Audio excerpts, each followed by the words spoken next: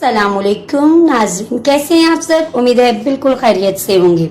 तो आज हम बनाने जा रहे हैं चिकन अरवी। जी बिल्कुल, कैसे हैं ये मैं आपको दिखाती हूँ।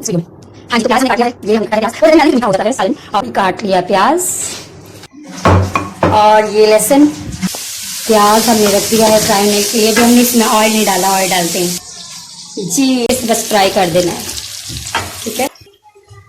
और ये मैंने अपना मसाले बॉक्स भी निकाल के रख लिया है, मुझे ये बहुत पसंद है इसलिए बड़ा तलाश करके हम लाए हैं इसको, और इंतहाई अच्छा लगता है। सारे मसाले एक ही जगह पे। हाँ जी, प्याज हमारा हो गया ब्राउन और हमने डाल दिया इसमें लहसुन, और अब हम इसको खूब डालने देंगे। हाँ जी, हमने डाल दिया इसमें टमाटर, और अब ये टमाटर गल जाएंगे और मसाला रेडी हो जाएगा। अच्छे से भून लें इनको और हल्की आंच पे रख दें इसको, गल जाएंगे तो उसके बाद फिर हम इसमें डालेंगे। अभी हम इसमें डालते हैं मसाले। सबसे पहले मिर्च हमने डाली 1.5 स्पून, नमक हस्बे जायका, पिसा हुआ खुश्क धनिया, गरम मसाला एज यू लाइक, जितना आपको पसंद है आप उसी हिसाब से। हल्दी थोड़ी सी, जरा सी हल्दी सारी में मिलती तो ऐसी सारी हांडी में मिलती।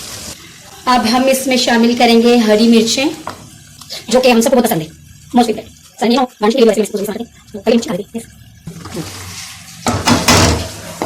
हमने इसमें हरी मिर्चें मिक्स कर दी। अब हम क्या करेंगे, हम इस पे रख देंगे इसका चिकन।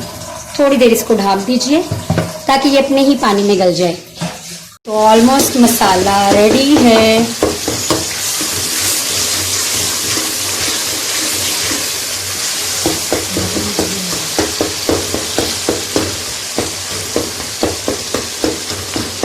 मुझे ना ये टमाटर बीच में नज़र आए तो अच्छा नहीं लगता मुझे, मतलब बिल्कुल मिक्स होने चाहिए, तो इसलिए मसाला मैं ज़्यादा भूनती हूँ।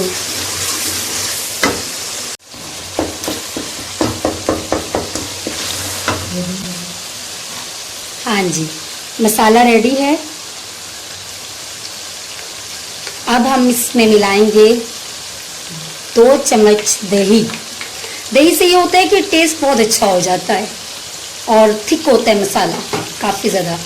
तो अरवी और चिकन बिल्कुल ड्राई हो चुका है, और ये हमने गार्निशिंग के लिए हरा धनिया भी रख लिया है, जिसको हम साफ करके आखिर में गार्निशिंग करेंगे।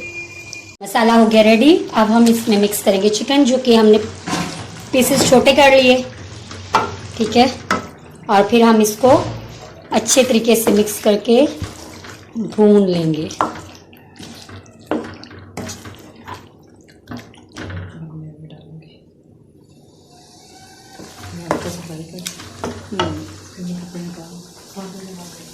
इसको हम फ्राई करेंगे।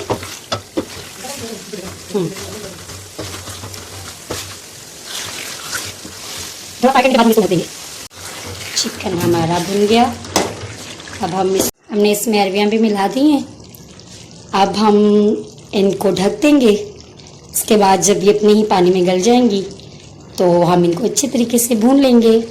तो चले मिलते हैं थोड़ी देर बाद।